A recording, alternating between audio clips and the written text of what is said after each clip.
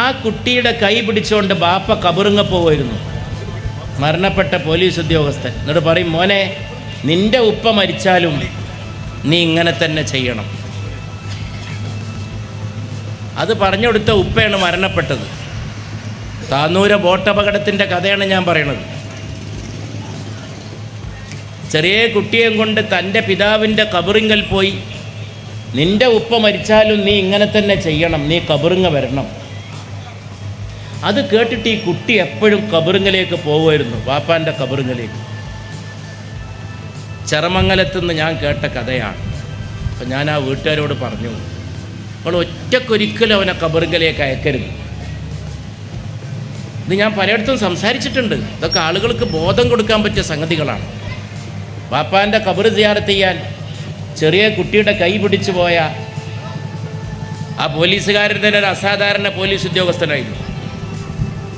ദീനിയായ കാര്യങ്ങൾ പറഞ്ഞു കൊടുക്കുക, ഉപദേശം കൊടുക്കുക, വാട്സാപ്പിലൂടെ ഹൈറായ കാര്യങ്ങൾ നസീഹത്ത് ചെയ്യുക, അതൊക്കെ എനിക്ക് പിന്നീട് കേൾക്കാൻ സാധിച്ചു. ഇതിൽ മരണപ്പെട്ട അതിൽ മരിക്കേണ്ട ഒരാളെ അല്ല അത്. ആ ബോട്ടിൽ വേറൊരു ആവശ്യത്തിന് വേണ്ടി പോയി കയറിയതാണ്. ഖലാ, ദൈവവിധി എങ്ങനെ പ്രവർത്തിക്കുന്നുവെന്നറിയാൻ. ഇന്നലെ എന്നോടൊരാൾ പറഞ്ഞു, എൻ്റെ കുട്ടിക്ക് ചോറ് കൊടുക്കരുത്. ചോറ് കൊടുക്കണമെങ്കിൽ കുട്ടി ഒന്നാണ്ട് ഓടിയപ്പോൾ ഒരു ഇലക്ട്രിക് വയറ് തലക്ക് വന്ന് വീണു, ഷോക്കേറ്റു, അപ്പം തന്നെ മരിച്ചു. മടിയെന്നാണ് കുട്ടി പോയത്. ദുരിതങ്ങളുടെ പാഠം പഠിക്കാത്തവർക്ക് ഈ ഭൂമിയിൽ ജീവിക്കാൻ അവകാശമില്ല. ജീവിക്കാനുള്ള അവകാശം ദുഃഖത്തോടും ദുഃഖം അനുഭവിച്ചവരും ദുഃഖം മനസ്സിലാക്കിയവരും മാത്രമാണ്. അതാണ് ഇതിൻ്റെയൊക്കെ പാഠങ്ങൾ. ഞാനെന്ന് അബ്ദുറഹ്മാൻ കുട്ടിയോട് പറഞ്ഞു, നമുക്ക് ആ കുട്ടീനെ കാണാൻ പിന്നെയും പോകണമെന്ന് പറഞ്ഞു. ഞാൻ ഇടയ്ക്ക് അബ്ദുറഹ്മാൻ കുട്ടിയോട് ചോദിക്കുമായിരുന്നു, ആ കുട്ടിയുടെ വർത്താനം എന്താന്ന്. 2 മാസം കഴിഞ്ഞ് ഞാൻ ആ വീട്ടിൽ വീണ്ടും പോയി. ചെറമംഗലത്തെ മരണപ്പെട്ട പോലീസ് ഉദ്യോഗസ്ഥൻ്റെ ആ കുട്ടിയെ കാണാൻ പോയി. എനിക്ക് വളരെ തൃപ്തിയും എനിക്ക് വളരെ ആശ്വാസവും ഉണ്ടായി. കാരണം ഞാൻ ആദ്യം പോയപ്പോൾ കണ്ടപ്പോൾ ആ കുട്ടിയല്ല. അവൻ ചെന്നപ്പോൾ എന്നോട് പറഞ്ഞു, ഞാൻ നിങ്ങൾക്കൊരു സാധനം കാണിച്ചു തരട്ടെ എന്ന് ചോദിച്ചു. എന്താന്ന് ചോദിച്ചു. വീട്ടിൻ്റെ അകത്തുണ്ടായിട്ട് അവൻ വാങ്ങി വെച്ച ഒരു പക്ഷിക്കൂട് അവൻ എനിക്ക് കാണിച്ചു തന്നു. എന്നിട്ട് അവൻ പറഞ്ഞു, ഇതിൻ്റെ അടുത്ത് നിന്നിട്ട് നമുക്ക് ഫോട്ടോ എടുക്കാമെന്ന് പറഞ്ഞു. ഞാൻ ആദ്യം പോയിട്ട് വാപ്പ മരിച്ചിട്ട് വാപ്പാൻ്റെ കബറിങ്ങ പോയിട്ട് വല്യാപ്പാൻ്റെ കബറിങ്ങപ്പാൻ്റെ കൈ പിടിച്ചു പോയി. ഉപ്പ മരണപ്പെട്ട് ഉപ്പാൻ്റെ കബറിങ്ങ പോകേണ്ടി വന്ന ഈ പ്രായമുള്ളൊരു കുട്ടിയെ പറ്റിയാണ് ഞാൻ പറയുന്നത്. അപ്പോൾ ആ പക്ഷിക്കൂടിൻ്റെ അടുക്കുന്ന അവനും ഞാനും കൂടി ഫോട്ടോ എടുത്തു. എനിക്കെൻ്റെ മനസ്സിന് വളരെ സമാധാനവും, ആ കുട്ടി ജീവിതത്തിലേക്ക് തിരിച്ചു വന്നുകൊണ്ടിരിക്കുന്നു. അള്ളാഹു മനുഷ്യന് കൊടുത്ത ഏറ്റവും വലിയ അനുഗ്രഹം മറവിയാണ്. അറബി ഭാഷയിൽ ഇൻസാൻ എന്നാണ് മനുഷ്യനെ പറയാം, ഇൻസാൻ. ഹിന്ദിയിലും ഉറുദുവിലൊക്കെ ചിലപ്പോൾ ആ വാക്ക് ഉപയോഗിക്കും. ആദ്മി എന്ന് പറയും, ഹിന്ദിയിലും ഇൻസാൻ. ഹിന്ദി ചലച്ചിത്ര ഗാനങ്ങളിലൊക്കെ ഇൻസാൻ എന്ന് കേൾക്കാം. നിസിയാൻ എന്ന വാക്കുന്നാണ് ഇൻസാൻ ഉണ്ടായത്. നിസിയാൻ എന്ന് പറഞ്ഞാൽ മറവി. മറവി, മറക്കുന്നവനാണ് മനുഷ്യൻ. അതിന് ഗുണമുണ്ട് ദോഷമുണ്ട്. നന്ദികേടിനും മറവി എന്നാണ് പറയാ. ഉപകാരങ്ങളെ മറക്കുന്ന നന്ദികേടിന് നന്ദി കെട്ടവൻ, ഓനൊന്നും ഓർമ്മ ഉണ്ടാവില്ല. അത് ഓർക്കേണ്ടതിനെ മറക്കുന്നതാണ്, അത് തെറ്റാണ്. എന്നാൽ മറക്കേണ്ടതിനെ മറക്കണം. മറക്കേണ്ടത് മറന്ന് ദുഃഖിക്കുന്നവർക്ക് പുതിയ ജീവിതം കെട്ടിപ്പടുത്തു കൊടുക്കണം. അതാണ് മുസ്ലിം ലീഗിൻ്റെ സംസ്ഥാന സമിതി. ഈ പരപ്പനങ്ങാടി കടപ്പുറത്ത് 11 പേർ മരണപ്പെട്ട 11 പേർ മരിച്ചു പോയ ശേഷമുള്ള ആ വീട്ടുകാർ ജീവിച്ച ഇത്രയും രാവുകൾ, ആ ഉമ്മ എന്നോട്, ഇവിടെ 11 ആളുണ്ടായിരുന്നു എൻ്റെ ചുറ്റുവട്ടത്ത് നിന്ന് പറഞ്ഞ ആ ഉമ്മ, അവരുടെ രാപ്പകലുകൾ, ആ 11 പേർ മരണപ്പെട്ട ശേഷവും അവർ ജീവിച്ച ജീവിതം. പിന്നെ വയനാട് നിന്ന് കേട്ടതൊക്കെ അതുപോലുള്ള സംഗതികളാണ്. ഞാൻ ജനവാതിലിൽ പിടിച്ച് തൂങ്ങി. ഒരു മകൻ പറയാണ്, എൻ്റെ മറ്റേ കയ്യിൽ എൻ്റെ ഉമ്മ പിടിച്ച് തൂങ്ങുകയാണ്. ഞാൻ ജനവാതിലാണ്, എൻ്റെ ഒരു കൈ, എൻ്റെ മറ്റേ കയ്യിൽ എൻ്റെ ഉമ്മയാണ്. എൻ്റെ ഉമ്മയാണ്. 9.5 മാസത്തെ ഗർഭത്യാഗമാണ് എൻ്റെ വലത്തെ കയ്യിൽ. ഇവിടെ കഴിഞ്ഞ ആഴ്ച ഒരമ്മയെ ഒരു മകൻ ചുറ്റിക കൊണ്ട് അടിച്ചു കൊന്നു ഈ കേരളക്കരയിൽ. അമ്മയെ ചുറ്റിക കൊണ്ട് അടിച്ചു കൊന്ന മകനും എൻ്റെ കൈ ജനവാതിലാണ്. മേപ്പാടിയിലെ ഉരുൾപൊട്ടൽ, അതൊക്കെ ഒരുപാട് സന്ദേശങ്ങൾ നമുക്ക് നൽകുന്നുണ്ട്. ഒന്ന് ഞാൻ പറയട്ടെ, ഇതിൻ്റെയൊക്കെ ഇടയിൽ എവിടെ നിങ്ങളുടെ ദൈവം എന്നൊക്കെ ചോദിച്ചിട്ടും ഇറങ്ങുന്നവരുണ്ട്, ഇറങ്ങിയിട്ടുണ്ട്. ഇന്ന് പൊതുവെ ദൈവനിഷേധത്തിനും നിർമ്മതത്വത്തിനൊക്കെ ഇതുവരെ ഇല്ലാത്ത സംഗതി. ബുദ്ധിപരമായി അത് മഹാശൂന്യമാണ്, മഹാ അബദ്ധമാണ്, ഒരു ന്യായമില്ല, തീർത്തും അന്ധവിശ്വാസമാണ്. പക്ഷെ എന്നാലും സോഷ്യൽ മീഡിയയിലൂടെയൊക്കെ പൊലിപ്പിച്ച് ഞാൻ അവരോട് പറഞ്ഞിട്ടുണ്ട് പല യോഗങ്ങളിലും. വയനാട്ടിലും ദൈവത്തിൻ്റെ സാന്നിധ്യമാണ്, ദൈവത്തിൻ്റെ അസ്തിത്വമാണ് തെളിയിക്കപ്പെട്ടത്. അതെന്താ? അവിടെ നടന്ന രക്ഷാപ്രവർത്തനങ്ങളും നടന്നുകൊണ്ടിരിക്കുന്ന അറ്റമില്ലാത്ത കാരുണ്യത്തിൻ്റെയും പേരാണ് സർവശക്തനായ കാരുണ്യവാനായ ദൈവം എന്ന് പറയുന്നത്. പിന്നെ അതിന് മുമ്പുണ്ടായത് അത് മനുഷ്യണ്ടാക്കിയതാണ്. അത് മനുഷ്യണ്ടാക്കിയത്, അത് സയൻസ് പറയും മനുഷ്യണ്ടാക്കിയതാണ്. നമ്മളാരും പറയേണ്ട, മതം പറയേണ്ട ആവശ്യമില്ല, സയൻറ്റിസ്റ്റ് പറയും. ഒരുപാട് സയൻറ്റിസ്റ്റുകൾ പറഞ്ഞല്ലോ. എൻ്റെ കയ്യിൽ വയനാടിനെ കുറിച്ചുള്ള ലേഖനങ്ങളുടെ കെട്ടുകളുണ്ട്. ഇന്ന് പാർലമെൻറ്റ് സമ്മേളിക്കുന്ന സമയമായതുകൊണ്ട് ഉത്തരേന്ത്യയിലെ പത്രങ്ങളിൽ വലിയ വലിയ ശാസ്ത്രജ്ഞന്മാർ, പ്രിയപ്പെട്ട ഷാജി,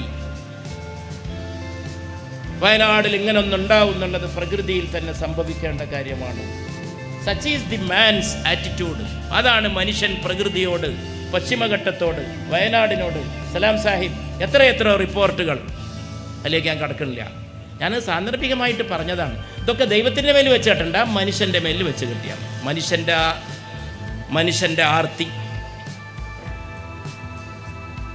മനുഷ്യൻ്റെ ആർത്തി ഒക്കെ നശിപ്പിക്കാൻ കുന്നിനോട്, മലയോട്, തീർച്ചയായിട്ടും ഇത്തരം സംഗതികളുടെ ഒക്കെ പിറകിൽ ഖുർആനിൽ പറഞ്ഞതാണ്, ലഹറൽ ഫസാദ് ഫിൽ ബർറി വൽ ബഹ്റി ബിമാ കസബത്ത് ഐദിന്നാസ്.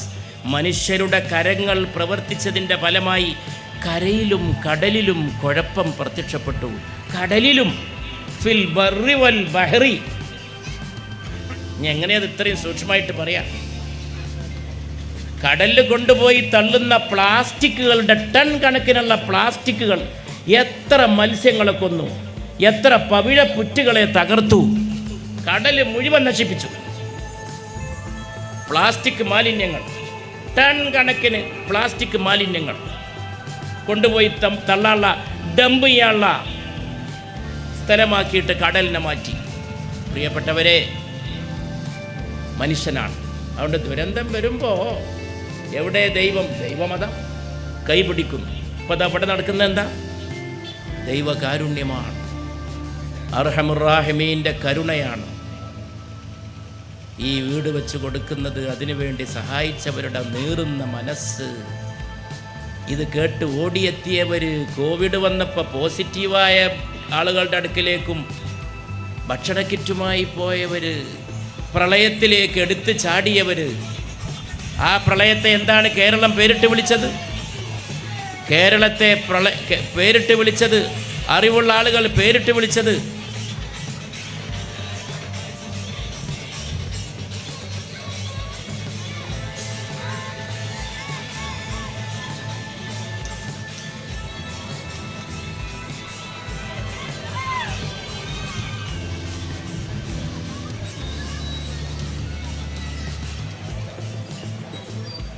മനുഷ്യനിർമ്മിത പ്രളയം എന്നാണ് പേരിട്ട് വിളിച്ചത്.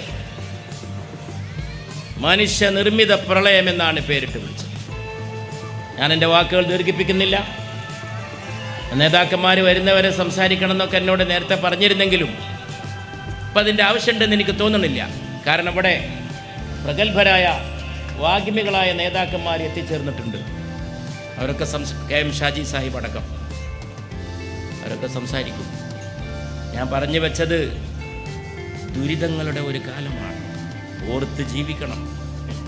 ഓരോ കാലം എടുത്തു വെക്കുമ്പോൾ സൂക്ഷിക്കണം. ഖിയാമത്ത് എന്ന് പറഞ്ഞാൽ തന്നെ ഒരു വലിയ പ്രകമ്പനമാണ്. അതിനു മുമ്പും കമ്പനങ്ങൾ ഉണ്ടായിക്കൊണ്ടിരിക്കുമെന്ന് പുണ്യ റസൂൽ സല്ലല്ലാഹു അലൈഹി വസല്ലമയുടെ ഒരു മുന്നറിയിപ്പുണ്ട്. വലിയ പ്രകമ്പനത്തിന് മുമ്പ് കൊച്ചു കൊച്ചു കമ്പനങ്ങൾ, ഓർമ്മപ്പെടുത്തലുകൾ, പ്രപഞ്ചത്തിൽ മനുഷ്യൻ്റെ സ്ഥാനം, ദുഃഖം സൃഷ്ടിക്കുന്ന മറ്റു സംഭവങ്ങൾ. അപ്പോൾ ദുഃഖം അടിസ്ഥാനപരമായി ദുഃഖിക്കുന്നവരോട് ചേർന്ന് നിൽക്കണം.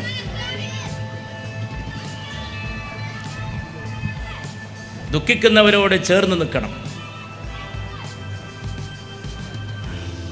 ദുഃഖിക്കുന്നവരോട് ചേർന്ന് നിൽക്കണം പ്രിയപ്പെട്ട സഹോദരന്മാരെ. അതാണ് മുസ്ലിം ലീഗ് ഇവിടെ ചെയ്തിട്ടുള്ള നടപടിക്രമം. അപ്പം ഞാൻ പറഞ്ഞില്ല, എൻ്റെ കൈ ജനവാതിലിൽ, എൻ്റെ മറ്റേ കയ്യിൽ എൻ്റെ ഉമ്മ. ചേറിങ്ങനെ വന്നിട്ട് വെള്ളങ്ങനെ മൂടിൻ്റെ ഉമ്മങ്ങനെ വെള്ളത്തിലേക്ക് താണു പോണത് ഞാനിങ്ങനെ അറിഞ്ഞുകൊണ്ട് നിന്നു. അവസാനം ചേറിൻ്റെ ഉമ്മയുടെ കഴുത്തിലെത്തി. ചേറ്, വെള്ളം, പാറയും, ഈ പാവപ്പെട്ട കുടിക്കണ ഈ വെള്ളം ഉണ്ടല്ലോ, ഈ പാവപ്പെട്ട വെള്ളം, ഈ സാധുവെള്ളം ഒന്ന് ശക്തിപ്പെട്ടാൽ, കുറച്ചാളതിൻ്റെ കൂടെ കൂടിയാൽ, കുറച്ച് തുള്ളി വർദ്ധിച്ചാൽ കടലിലെത്തണമെന്നില്ല, പുഴയിലെത്തണമെന്നില്ല, ഉള്ളണത്ത് പാടത്താണ്. പ്രളയകാലത്ത് ഒരു കുട്ടി നഷ്ടപ്പെട്ട് മരണപ്പെട്ടത് പാടത്താണ്, ശരിക്കും പുഴയിലല്ല അത്. നോക്കൂ നിങ്ങൾ, ഉള്ളണത്തിൽ 3 മക്കൾ വെള്ളത്തിൽ പോയി ചാടി, 2 മക്കൾ രക്ഷപ്പെട്ടു. ഒരു കുട്ടിയുടെ ദേഹം പോലും കിട്ടിയില്ല. ആ ഉമ്മയോടന്ന് ഞാൻ പറഞ്ഞ വാക്കുകൾ ഞാൻ ഇന്ന് ഓർക്കുന്നു. ഉമ്മ കിടക്കുന്ന ദിവസങ്ങളോളം ഞാൻ അവരോട് പറഞ്ഞു, നിങ്ങളെ മോൻ്റെ ബോഡി കിട്ടണ്ട, നിങ്ങളെ മനസ്സിൽ നിങ്ങളെ മകൻ കളിച്ച് നടന്ന ആ കുട്ടി മതി, നിങ്ങളെ മകൻ്റെ മരിച്ച ദേഹം നിങ്ങൾ കാണണ്ട എന്നുള്ളതൊരു കരുണയാണ്. നിങ്ങളതിൽ ആശ്വസിക്കണം. പിന്നെ നിസ്കാരം പോലുള്ള കാര്യങ്ങൾ, അതൊക്കെ ഒന്നാമത് കൊച്ചു പ്രായമാണ്. അതിനേക്കാളും ആശ്വസിപ്പിക്കുന്ന മറ്റൊന്നുണ്ട്. വെള്ളത്തിൽ മുങ്ങി തീ പിടിച്ച് പൊടുന്നനെയുള്ള ദുഃഖിപ്പിക്കുന്ന ആകസ്മിക മരണങ്ങളെ പരിശുദ്ധ റസൂൽ സല്ലല്ലാഹു അലൈഹി വസല്ലം ഷഹാദത്തിനോടാണ് സാമ്യപ്പെടുത്തുന്നത്. ഉത്കണ്ഠ വേണ്ട. അങ്ങനെയാണ് ഇങ്ങനെയുള്ള ദുഃഖിതരെ ആശ്വസിപ്പിക്കേണ്ടത്. അല്ലാതെ അവരെടുത്ത് പോയിട്ട് പടച്ചോനെ ആ കുട്ടീൻ്റെ തടിയെങ്കിലും ഒന്ന് കിട്ടിയാൽ മതിയായിരുന്നു, അതൊക്കെ വിവരക്കേടാണ്. അങ്ങനെയൊന്നും പറഞ്ഞ് ആരും വിഷമിപ്പിക്കരുത്. എപ്പോഴും ആശ്വാസവാക്കേ പറയാവൂ, ആരെയും നോവിക്കരുത്.